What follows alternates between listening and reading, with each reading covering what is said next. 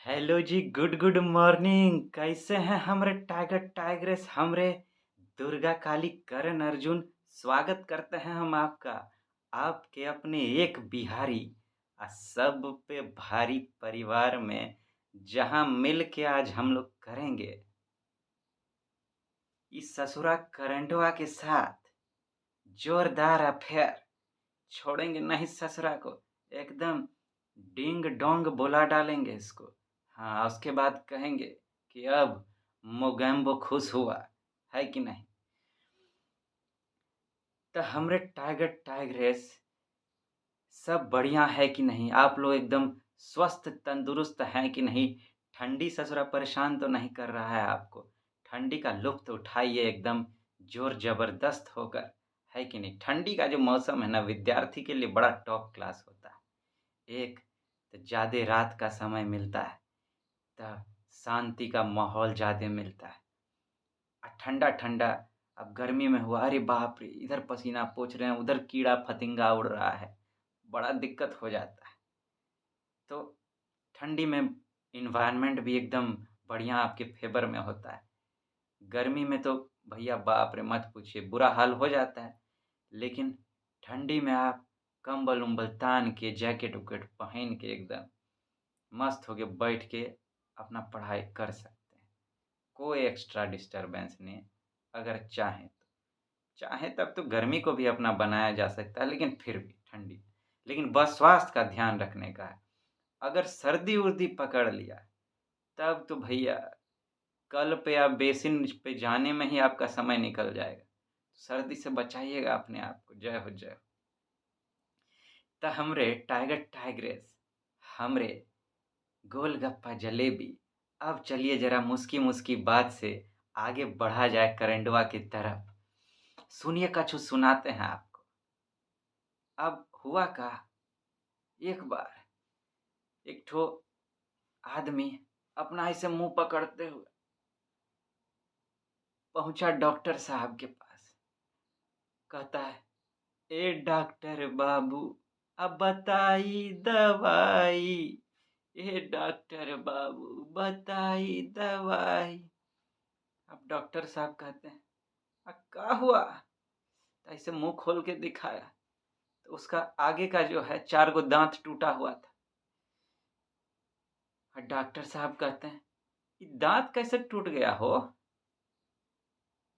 कहता है, "का कहें डॉक्टर साहब, वाइफ़ जो है ना हमारी, रोटी बड़ा कड़क बनाई थी। कड़क रोटी बना दी थी, तो खाने से मना काहे ने कर दिए? मना कर देते खाने से।" अरे वही तो किए थे। पेशेंटवा बोला कि अरे वही तो किए थे, मने किए थे। बाकी आप समझिए गए होंगे। आइए आगे चलते हैं।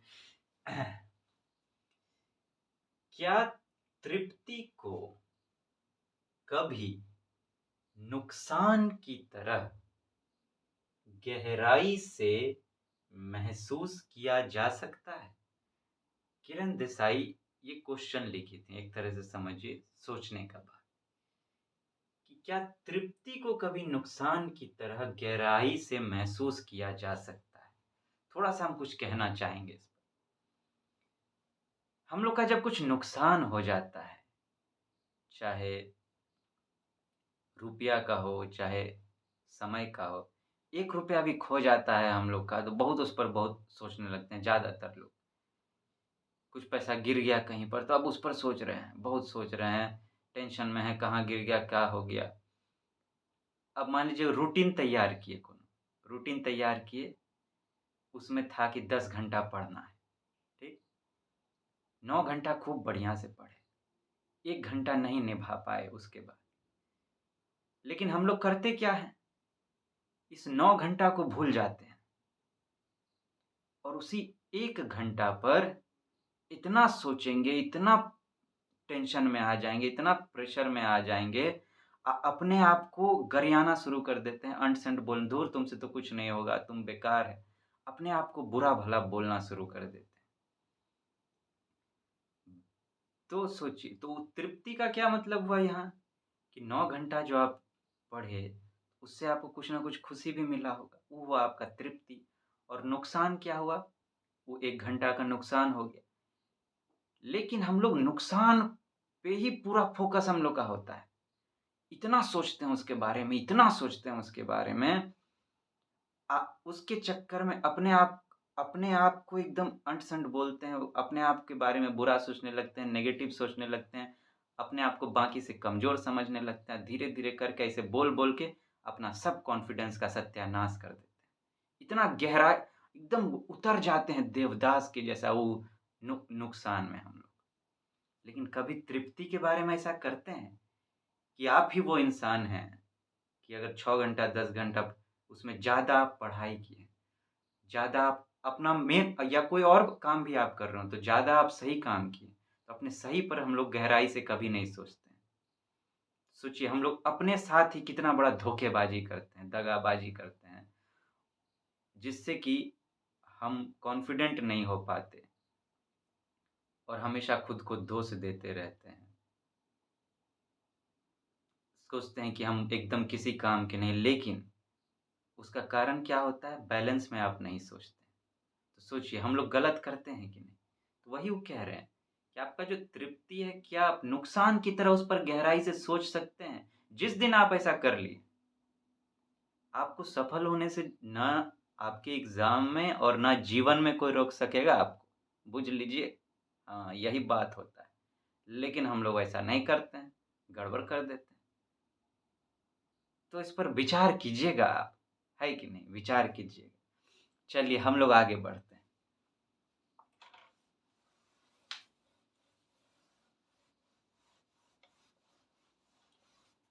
आज करंटवा में पहला कौन-सा करंट लगाना है हम लोग को?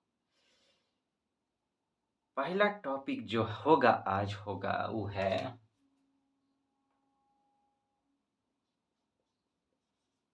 आर्टिकल 19 क्लॉज 1 सब क्लॉज ई। ई का है the right of every citizen to reside and settle in any part of the territory of India. कि हर नागरिक का अधिकार है कि वो भारत में कहीं भी किसी भी पार्ट में जाके रिसाइड कर सकता है, बस सकता है, सेटल हो सकता है, मतलब वहाँ नौकरी-वोकरी कर सकता है, सेटल हो सकता है। ये हर भारतीय नागरिक का अधिकार है भारत में कहीं भी जाके करने का। ये आर्टिकल क्यों इम्पोर्टेंट हो गया है? हरियाणा सरकार एगो गुड़ गोबर फैसला की थी थोड़ा टाइम पहले। हम गुड़ गोबर ही कहेंगे उसको। ऐसा लगा कि उसको संविधान का ज़ीरो समझ है। खाली पॉलिटिक्स में आ गए हैं। कुछ पता नहीं है संविधान के बारे में। अब वैसे इसके पीछे अपना पॉलिटिक्स होता है कि हाँ भैया, लोकल कैंडिडेट का हम लोग को खूब वोट मिल जाए। तो ऐसा एगो गुड़ गोबर फैसला की थी। क्या फैसला था? कि हमारे यहाँ हरियाणा में जितने भी प्राइवेट काम करने वाले लोग हैं, प्राइवेट कंपनी सब है, जितना भी प्राइवेट क्षेत्र का सब चीज़ है, प्राइवेट समझ लीजिए, प्राइवेट सेक्टर में जितने भी हैं, जो दूसरे को नौकरी देते हैं, उस 75% जो है, सीट को रिज़र्व रखेंगे हरियाणा के लोग के लिए ही। कि 75% उसमें जो नौकरी है उनको, प्राइवेट पार्टी लोग को, वो हरियाणा के आदमी को ही देना पड़ेगा, जो वहीं जन्म लिए हैं, वहीं बसे हुए हैं शुरू से। दूसरे राज्य के लोगों को नहीं, दूसरे राज्य को खाली वो 25% देना। ऐसा फैसला।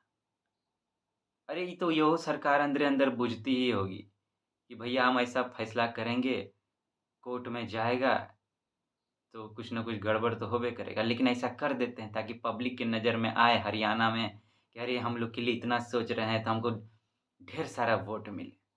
ये बैकग्राउंड दिमाग में रहता है। अब इस पर कोई आदमी जाके कोर्ट में पिटीशन फाइल कर दिया, हाई कोर्ट में, हरियाणा हाई कोर्ट में। तो कोर्ट इसको खारिज कर दी, इस फैसले को। बोली नहीं, ये लुटिया डुबोन फैसला है, लुटिया डूब जाएगा। लेकिन उसका आधार क्या था? आधार था संविधान। कि संविधान में कहा गया है कि भारत का नागरिक जो है कहीं भी जाके बस सकता है, कोई भी नौकरी कर सकता है। अगर ई वाला फैसला लागू हो जाएगा तब तो ये चीज़ ही खत्म हो जाएगी, तो संविधान के खिलाफ होगा। और अगर मान लीजिए कि एक जगह पे ये लागू हो गया तो आपको क्या लगता है, अगर कोर्ट इसके विरुद्ध फैसला नहीं करती तो आपको क्या लगता है यहीं तक रुकता? सब राज्य शुरू कर देता करने के लिए। फिर तो वही हो जाता भैया। काहे का फिर पूरा भारत एक, unity is strength, unity in diversity रह जाता। सब अपने अपने राज्य में रहिए, अब तो यहीं नौकरी करना है, बाहर जाइए नहीं सकते हैं। और खाली इतने नहीं, इंडियन इकोनॉमी का क्या होता, अर्थव्यवस्था का क्या होता? ये जो अभी टॉप पे बूमा बूम कर रहा है, अभी खूब ग्रोथ रेट है, वर्ल्ड में सबसे आगे ग्रोथ रेट में, वो सीधे ऐसा जमीन पर पटकन खाएगा कि कहीं का नहीं रहेगा। काहे? कि मान लीजिए अब हरियाणा में वो कंपनी है, एक वो हाईटेक कंपनी है, ठीक? उसको एडवांस स्किल वाले लोग चाहिए जो उस कंपनी में काम कर सके। अब हरियाणा में वैसा स्किल अगर है ही नहीं, तब तो उसको बाहर से ही चाहिए होगा आदमी। लेकिन जब ये फैसला हो जाएगा तब तो उसको लेना पड़ेगा हरियाणा से। अब ले लिया, अब कंपनी में वो जो कामें नहीं कर पा रहे हैं ठीक से, तो कंपनी का क्या होगा?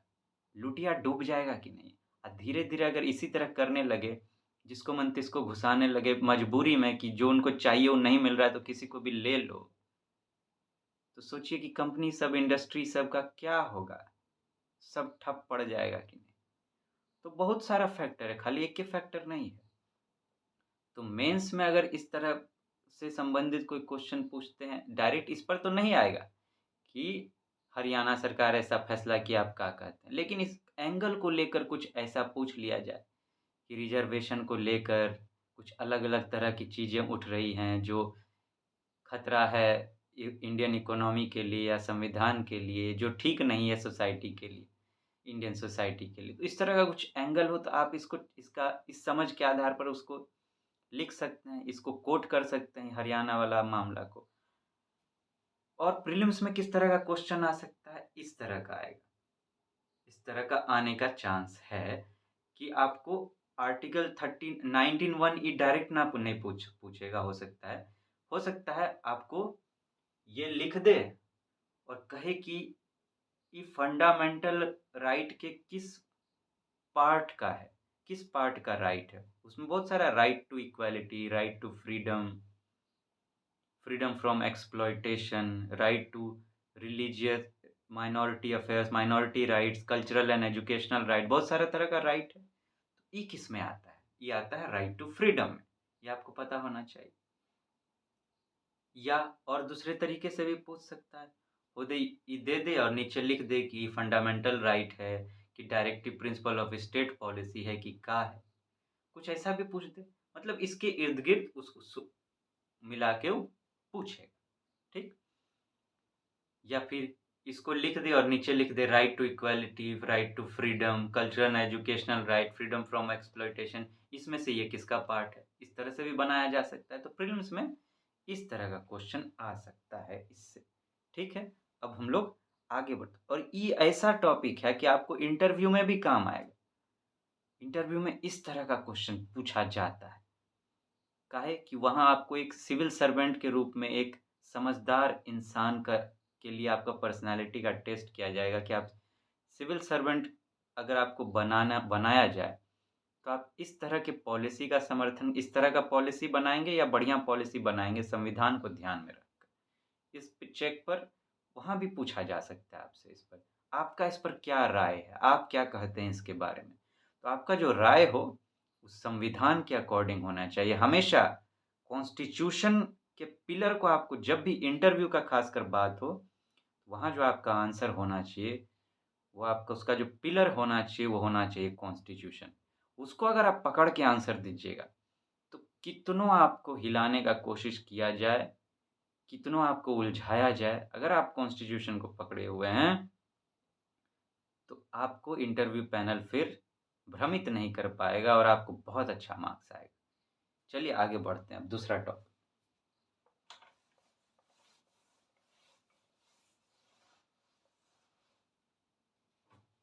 दूसरा टॉपिक का है हो, दूसरा टॉपिक है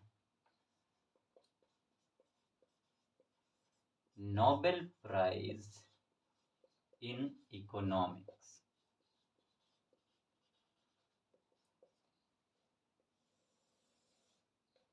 किस पर मिला है? Gender gap.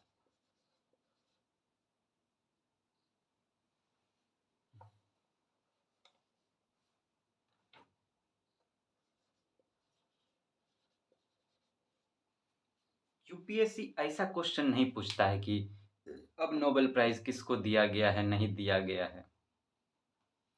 Nobel prize of economics आप फिर पूछिएगा काहे चुने हैं, उसका दूसरा एंगल से बात करेंगे।